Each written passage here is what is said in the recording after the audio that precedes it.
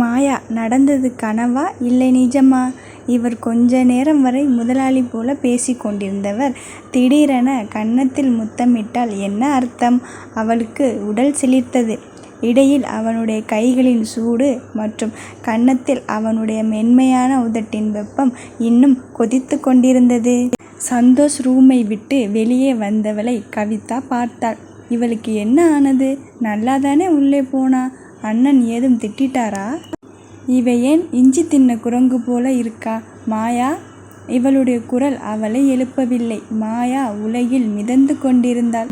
அபி ஆபீஸில் மிகவும் பிஸியாக வேலையில் மூழ்கி இருந்த சமயம் கவிதா போனில் மெசேஜ் செய்தாள்.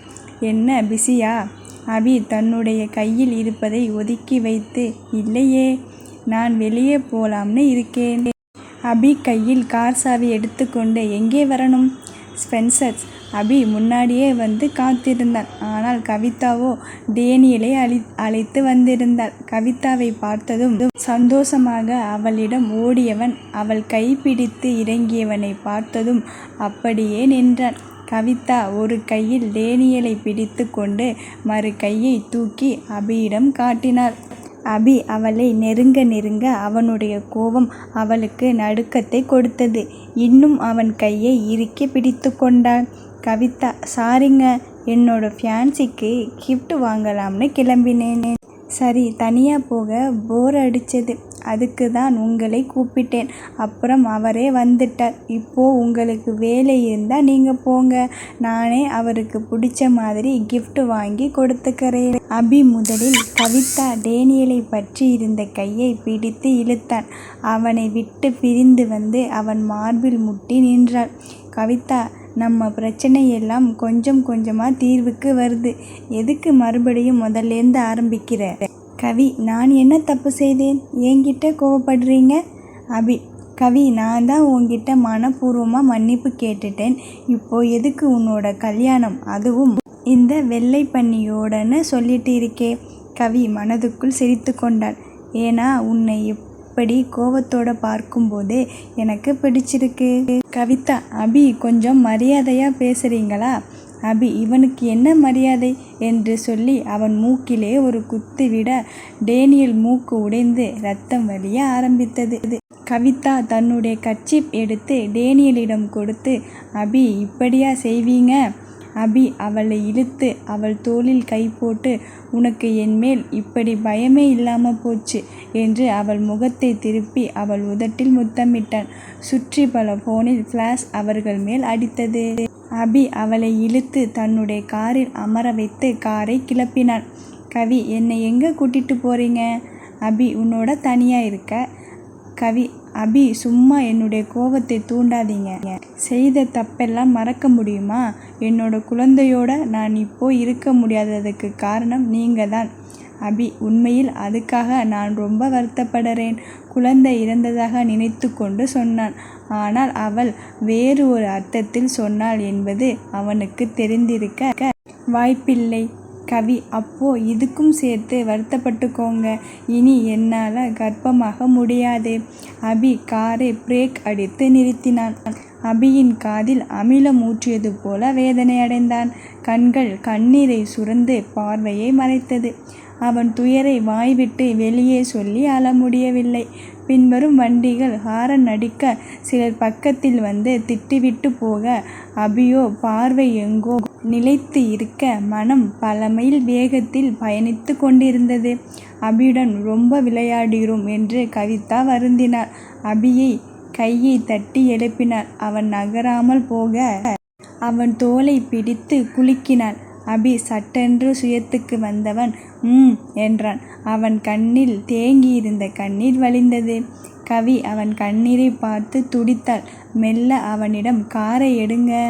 அபி, கவி, நம்ம குழந்தையை தத்து எடுத்துக்கலாமா?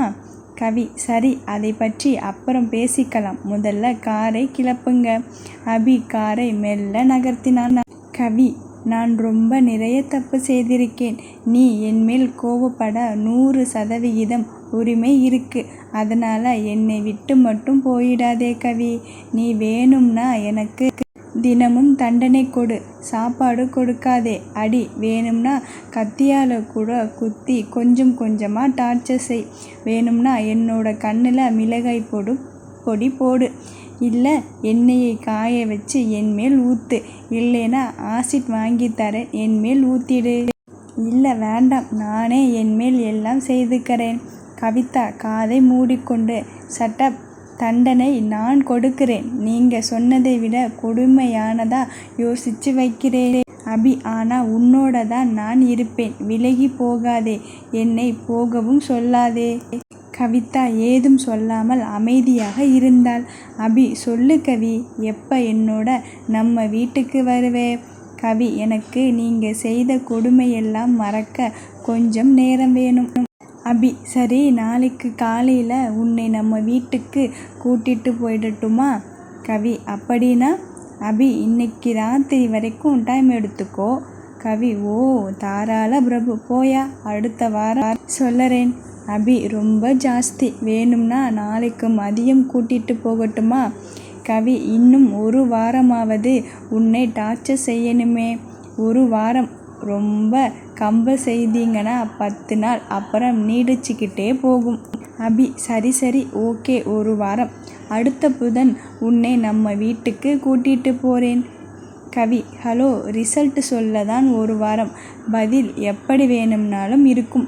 எல்லாத்துக்கும் நீங்கள் தயாராக இருங்க. யார் கண்டா இந்த ஒரு வாரத்துக்குள்ள மனசு மாறி உங்ககிட்டே வந்தாலும் வரலாம், இல்லை யாருக்கும் தெரியாமல் டேனியலை கல்யாணம் செய்துக்கிட்டு வெளிநாடு போனாலும் போயிடுவேன். அபி, நோ, நீ அப்படி செய்யக்கூடாது. அவனை உனக்கு ரொம்ப பிடிக்குமோ? இன்னொரு முறை அந்த பன்னி பேர் சொன்ன உன்னை நடு ரோட்டில் நிற்க வச்சு 1 மணி நேரம் முத்தம் கொடுத்துடுவேன். அப்புறம் 2 பேரும் பப்ளிக் நியூசன்ஸ் கேஸில் ஜெயிலுக்கு போய் கம்பி எண்ண வேண்டியது தான். கவிதா தன்னுடைய வாயை கையால் மூடிக்கொண்டாள். அபி அவளை பார்த்து சிரித்தான். பழைய கவிதாவை பார்ப்பது போல அவனுடைய எண்ணங்கள் பின்னோக்கி செல்ல ஆரம்பித்தன. பக்கத்தில் வந்த சைக்கிள் பையன் காரை ஓவர்டேக் செய்து சென்றான். வேறு ஒரு 2 வீலர் மனிதன் அபியை கை காட்டி திட்டி சென்றான். கவிதா காரின் வேகம் குறைந்து கொண்டே வந்ததை பார்த்து, அபி, முதல்ல காரை ஒழுங்கா ஓட்டுடா என்றதும் காரை விரட்டி ஒரு ஹோட்டல் வந்து நிறுத்தினான். கவி, எதுக்கு இங்கே? அபி அவசரமாக இறங்கி அவள் பக்கம் வந்து கதவை திறந்து அவள் கை பிடித்து இறக்கி, எனக்கு பசிக்குது. கவி, ஆனா எனக்கு பசிக்கலை.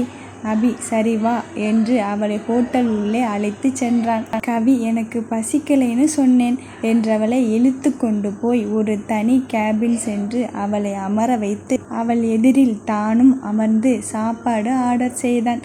கவிதா, என்ன ஒரு வில்லத்தனம், எனக்கு வேண்டாம்னு சொல்லிட்டே இருக்கேன், என்னை இழுத்துக்கிட்டு வந்திருக்கான்.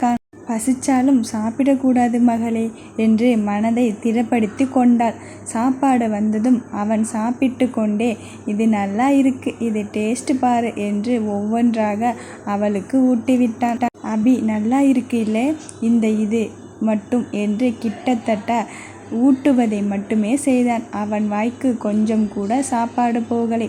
அவள் அவனை பார்த்து கொண்டே அமர்ந்தாள். ஏற்கனவே அவன் அழகில் பித்து பிடித்தவள் ரொம்ப நாளுக்கப்புறம் அவன் ஊட்டிவிட விரும்பி சாப்பிட்டாள்.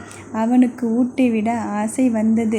ஆனாலும் அதை மனதில் அடக்கி கொண்டாள். ஏனெனில் தான் அவனுக்காக அலைவது தெரிந்துவிட்டால் தன்னை புறக்கணிக்க ஆரம்பித்து விடுவான். தன்னை அடக்கி மனதில் சொல்லி கொண்டாள், கட்டுப்பாடாக இரு என்று.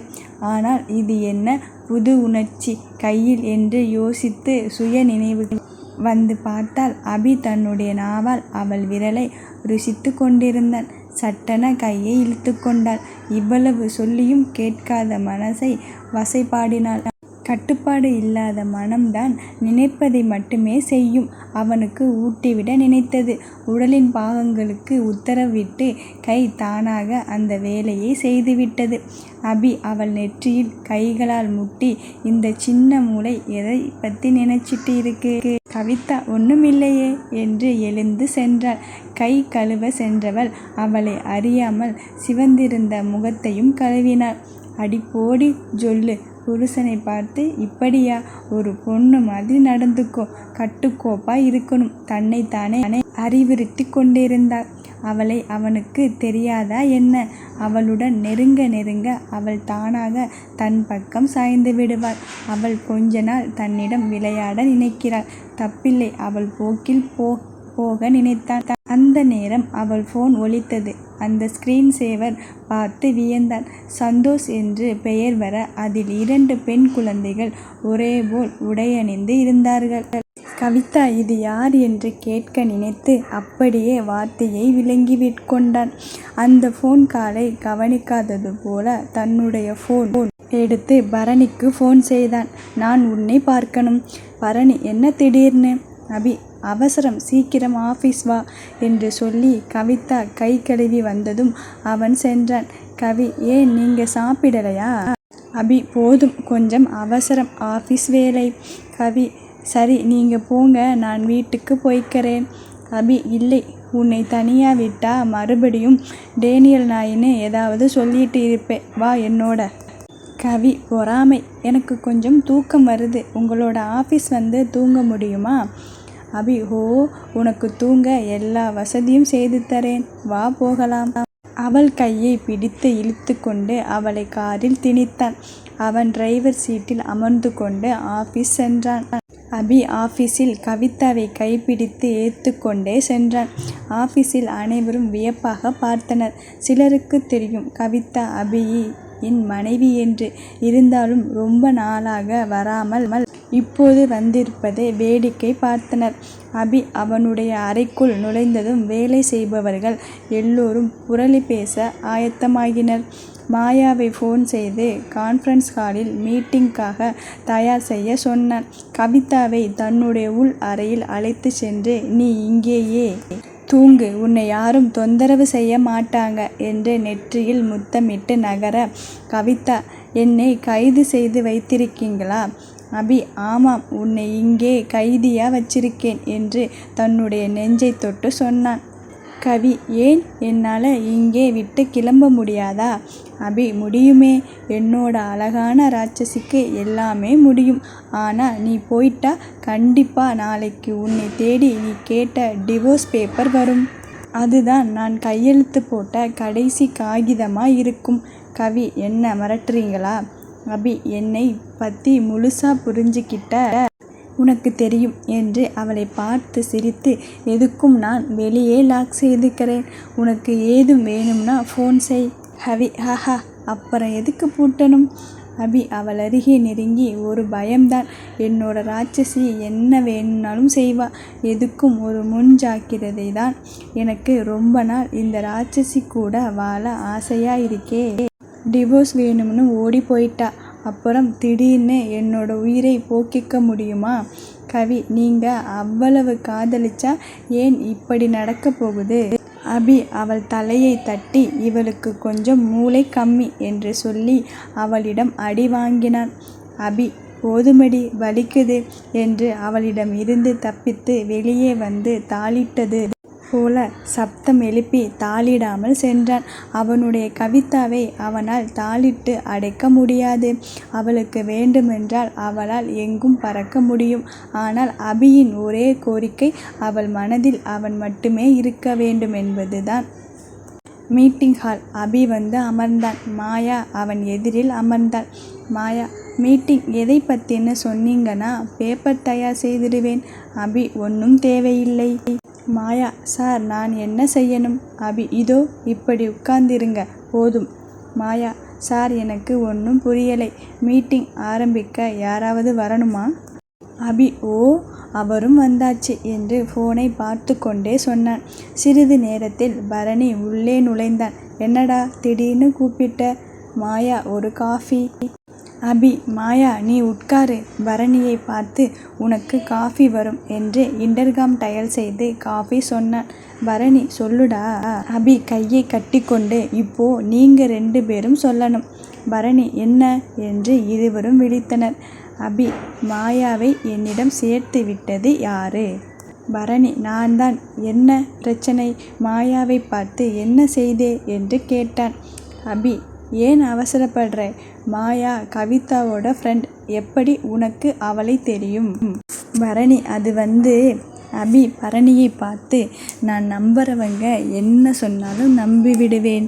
மாயாவை பற்றி ரொம்ப ஆராய்ச்சி செய்யாததும் அதுதான் காரணம். உன்னை ரொம்ப நம்பினேன். பரணி, எப்பா சாமி, உண்மை எல்லாத்தையும் நான் சொல்லிடுறேன். நீ என்னை தப்பா நினைச்சிடாதே. அதுக்கு முன்னாடி உனக்கு நான் ஏதும் துரோகம் செய்யலைன்னு புரிஞ்சுக்கோ. அபி சொல்லு. மாயா நடுங்கினாள். நான் வெளியே இருக்கட்டுமா? அபி, கவலைப்படாதே. நீ வெளியே இருக்க போறது இன்னும் கொஞ்ச நேரம்தான். போலீஸ் வந்துடுவாங்க. மாயா, சார், உங்களுக்கு எதிராக நான் ஒன்றுமே செய்யலை சார். கவிதா தான் உங்களுக்கு பாதுகாப்பா என்னை இங்கே அனுப்பினா. அபி, ஒரு ஆர்டர் படி நீங்கள் 2 பேரும் சொல்லுங்க. ஏன்னா கவிதா உன்னோட ஃப்ரெண்டுன்னு சொன்னப்பவே உன்னை பற்றி முழுசாக தெரிஞ்சுக்கிட்டேன்.